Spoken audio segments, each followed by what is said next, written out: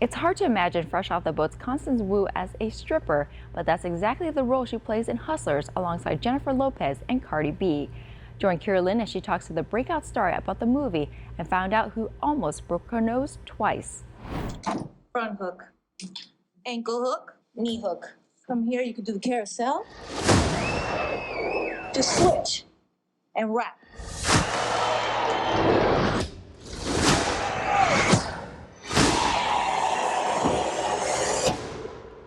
Minus 40% is 160.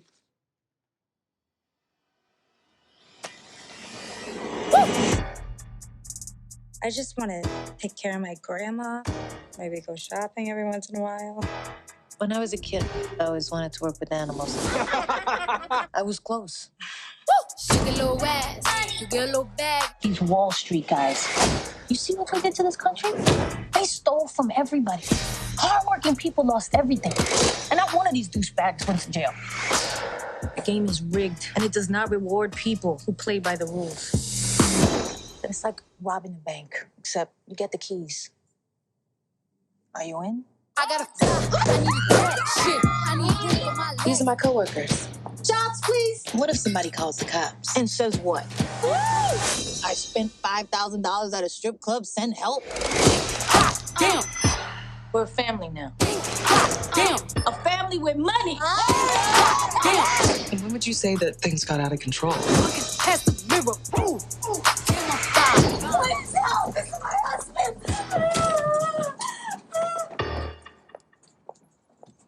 We've seen you as Rachel, we've seen you as Jessica, but what was it about Destiny when you finished reading the script that you loved about her? Well, at the time, I was actually honestly looking for a project that was about loneliness. I think with all the political polarization that's going on right now and social media, I think loneliness is really pervasive, and I think the polarization is not the path to healing. And I think one of the cures for loneliness is seeing other people who are like me too. I'm lonely as well. And I think Destiny, it was like a perfect metaphor because she's in this industry and lives in this patriarchal culture that tells women that they're valued for their beauty and sexuality. And so she's been told this by media since she was a kid. So of course, this is how she's gonna hustle for worthiness. But then what I love about this movie is it's not actually a movie about a strip club. It's a movie about friendship and family. So underneath that, you see that Destiny's really lonely. And then when she meets Ramona, because Destiny's mother abandoned her, Ramona's almost like a mother figure to her. And it's like the best friend she's ever had. And that's what's meaningful to me about the movie, was that relationship. I was a centerfold once. No way. 93. Way. Oh my God. Back when Stevie Wonder came in. What the Stevie Wonder coming to the club for? Casey had him in the champagne room. Swears to God he isn't blind. Wow.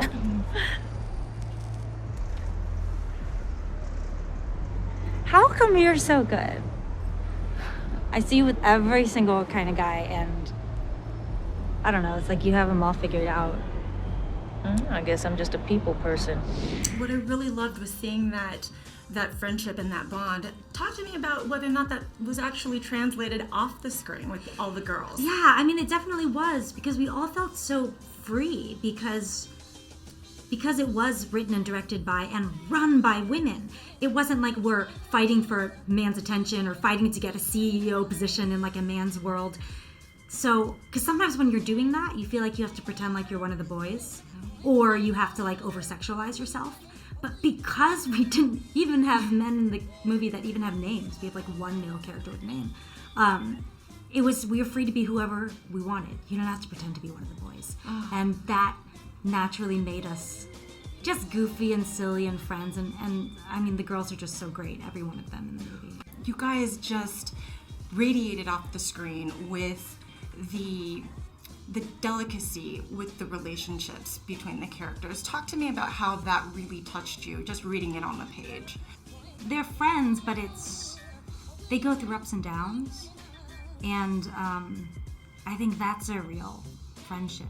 not one where everything's great and everybody just has a fabulous time all the time. They go through ups and downs, and they're different, and they learn things from each other, and they disagree.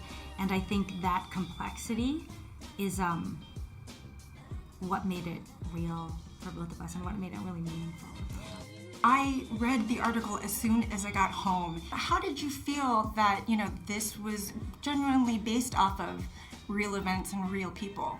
Yeah, it was, that was really helpful because the article is about Roslyn Kao, who is one of the women who was part of this. And it was just helpful to, there were tapes, hours of tapes of her interviews. And so she said things in the tapes that didn't make it into the piece, obviously. And I would listen to them on loop. And I would you could hear just so many different things in her voice as she reminisced and or got upset or talked about the journey.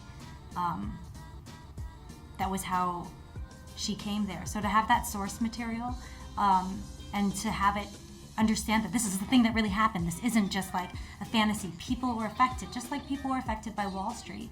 And they were criminals too. So it's just, we seem to judge one more harshly than the other. And so I hope that people see this film and they just care about them as people rather than using it to make judgments about the choices that sometimes not everybody has a choice. Well, fantastic job. Hustlers is in theaters on September 13th. Please go out and see it. Constance, I loved it. Thank you so I'm much. glad you did. Thanks. She like a honey bun, still like a Tommy gun. Roll your with a one, don't teach mommy something. I like my niggas birth like dude say. He gonna eat this like soup. So the guy went back 3 more times. Guess he must have liked it. Boom, hammer time. I was born to flex. Diamonds on my neck. I like boarding jets. I like more than sex. But nothing in this world. Yeah, I like more than checks. We didn't do anything wrong. Tony wouldn't let this happen. I'm gonna text him. Who gave her her phone back? Jump it down, back it up. Ooh, ayy. Make that too, ayy. If you love comics and cosplay, Long Beach Comicon is the place for you. Join Kaori Takee as she takes us to the 2019 convention and find out what the latest news is in the world of comics. Hey everyone, Kaori over here with Hollywood First Look Features, and I'm at Long Beach Comic Expo, ready to nerd out. Let's take a first look.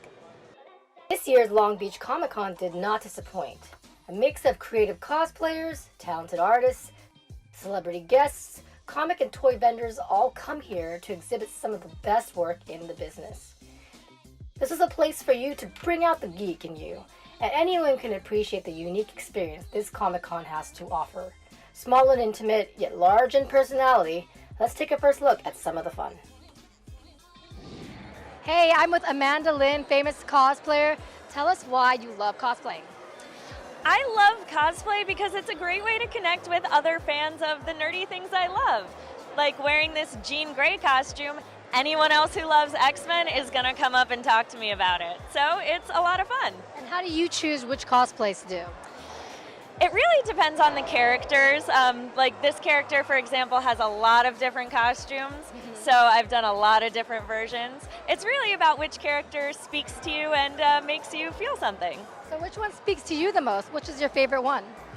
Jean Grey as Phoenix and Batgirl. Those are my 2 #1 favorites. I'm here with Albert at Dreambox Girl. Tell us a little bit about this project. Well, it turns out that we're all a bunch of geeks that happen to live and work in Los Angeles. We all work in the entertainment industry, and this is what we just do on our spare time. So we figured, why not do it with the rest of the community and actually come as an exhibitor to an event. This is our first event as exhibitors, but we go to all the other cons.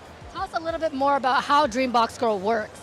All right, so in this particular instance, we're showing everybody the entire process, right? How you get to look like this, and then how he has to do this video that someone somewhere is going to see. So we show everybody the whole makeup process. We show everybody how we do the custom created props that are completely fitted to the individual. Like everything we do is custom made. And then back there are models that are being brought in from the talent agency Panic Rabbit. They're doing the stills, and we're inviting all the cosplayers to come in and take stills if they want. And then ultimately, this stuff ends up on our booth here, where we're giving away stickers of the final product, prints of the final product, so people could see the whole process. At any convention, you're more than likely to find any wrestling tidbits as well. We're all wrestling fans here. I'm with the awesome WWE Vicky Guerrero. What have you been up to? I'm here in Long Beach. I'm here at the Comicon. Gosh, I've been up to a lot of things. I'm writing my autobiography. Ooh. I'm graduating with my bachelor's in 2 weeks. Congratulations. Yeah, and I'm starting my podcast. So there's a lot of projects I'm doing, but the most of all, I'm happy to be here with all of you. Yeah, so what's your favorite part of Long Beach Comic Expo? Gosh, probably talking to the fans, getting to hear their stories and getting to meet them. It's just a great crowd, and what a beautiful day to have a Comic-Con. Well, I know you've been in outfits before. Are you thinking about any cosplays for yourself, seeing all the cosplayers out here? I'm Vicky Guerrero. Excuse me! What I love about these cons is that you get to experience all these different artists who aren't necessarily huge, but they have so much talent. I'm here with Rick Bazart. Tell us a little bit about your art, man. It's chibi art. It's really cute and really funny. So cute. It is so cute. Why do you do this? Because I could actually do more with the expressions on the chibi than I can with just a regular drawing. Like I can make like the silliest expressions, like goofy eyes and stuff like that. If I did that on a regular drawing, it just wouldn't work. Okay, and how did this get started? Wow, that was actually very funny. It was a long time ago. I was actually signing at Free Comic Book Day, like at a store in, I think like Oceanside. Like it was pretty far. And all of a sudden, my best friend at the time goes, "Hey, why don't you draw chibi?" And I'm like, "All right." And it started from there. And the next show that I did after that was selling them, and they were thinking like they were like $5, and they were just kept on flying off the table. And I'm like, hey, I guess that's something. They're fantastic. Artists don't only draw, they also write too. I'm here with Beth. Talk about your book. Hi, my name is Beth. Basically, this book is a cyberpunk fantasy. I kind of wrote it like an epic fantasy, kind of like Game of Thrones, where it follows different characters, but yet it has a cyberpunk twist to it. There's like a punk rocker, a scientist, a cyborg, a princess, a sorceress. But basically the main premise is the sorceress wants to collect all the colors of magic in the world to unlock the powerful black magic. So cool. And how does it feel being here at Long Beach Comic Expo? It's fun. I love people. I love talking with people. I was an artist a long time ago, and I love just seeing all the artwork, and it's inspiring. So, Long Beach Comic Expo's got so many different comic books. If you think you've missed an issue and it's too late to get it, you can probably find it here. That is cool. Show me the comic. There we go. I'm here with Jason Achilles. You got to tell me what this madness is about. All right, so this madness, so I am a musician and music producer, and then I also work at the Jet Propulsion Laboratory, or with the Jet Propulsion Laboratory as a consultant for the next Mars rover. And so basically we're combining music as entertainment and music as science, and that's what the madness is the... Tell us about your project. It's going to Mars, right? Yeah, so we're going to try and record sound for the first time ever on another planet, which I think is pretty cool. And we'll find out. It's going to launch in 2020. It'll land in February 2021, hopefully. And then we'll see if it works. And if it doesn't, then I'm going to have to stop giving lectures about it. So hopefully it'll go well. Is there anything else you want to say about your project? So yeah, I've been jasonachilles.com is where people can find me. I tour across the country, I tour internationally, and I've also been touring giving lectures about this work with NASA. Thanks for watching, guys. I hope you enjoyed our Long Beach Comic Expo visit for Hollywood First Look Features. I'm Kaori Takee. Now I'm going to go have some fun. That would do it for us here on Hollywood First Look Features. Until next time, thanks for joining us. For 27 years, I dreamt of you. I craved you. I missed you. We need to finish it. For good. I've seen all of us die. It consumes us from the inside until we don't have a choice anymore. You lied.